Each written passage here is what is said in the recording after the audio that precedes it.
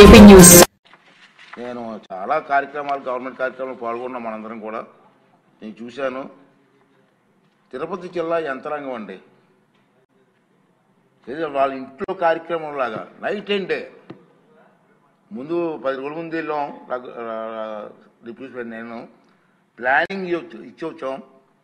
ఇంకా అన్ని దగ్గర వాళ్ళు చేశారు. ముఖ్యంగా జిల్లా కలెక్టర్ గారు వెంకటేశ్వర గారు ఉన్నారు, చాలా యంగ్ మ్యాన్ అతను.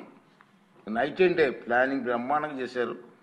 తిరుపతి మున్సిపల్ కమిషనర్ శ్రీమతి మౌర్య ఆమె కూడా లేడీ అయినా సరే నైట్ అండ్ డే ప్లానింగ్, ఎక్కడ వసతులు ఎక్కడ అన్నీ కూడా బ్రహ్మాండంగా చేశారు ఆమెకి.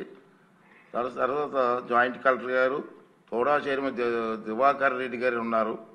వీళ్ళందరూ కూడా పేరున చాలా పేరు ఉన్నారు. వాళ్ళందరూ కూడా నైట్ అండ్ డే సొంత కార్యక్రమంగా చేసి రాష్ట్రానికి మంచి పేరు తీసుకొచ్చారు.